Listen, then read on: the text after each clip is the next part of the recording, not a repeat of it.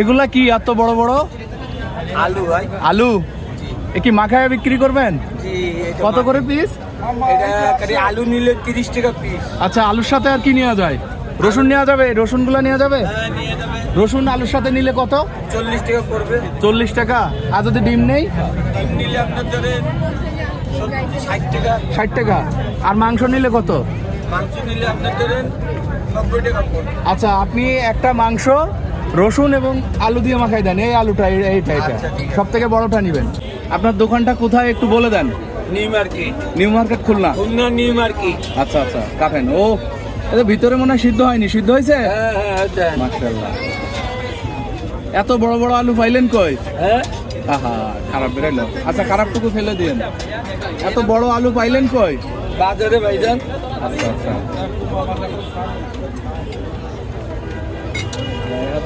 আমি বানাচ্ছি, আপনি খান। আচ্ছা আচ্ছা, দেখা যাক।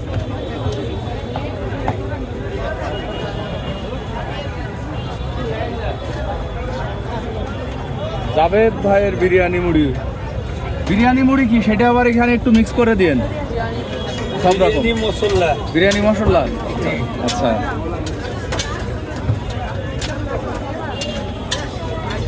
ওর মধ্যে কি ছোলা দিয়ে রাখছেন আগে থেকে? জি। আচ্ছা, নেন।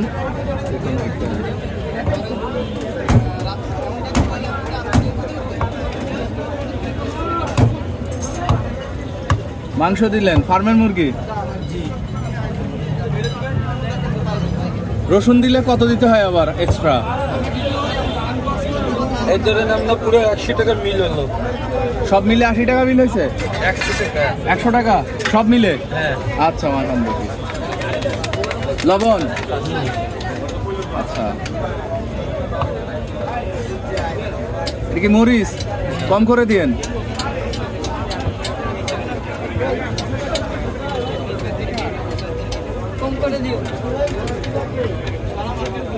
আবার হাত দিচ্ছেন আমার গায়ে?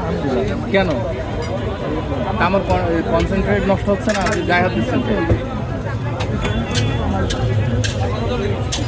এটা কি টমেটো? পানি হয়ে গেছে সব না? শেষ বেলায় আসছি আমরা। টমেটো কোষা আবারও? এ তো অনেক হচ্ছে।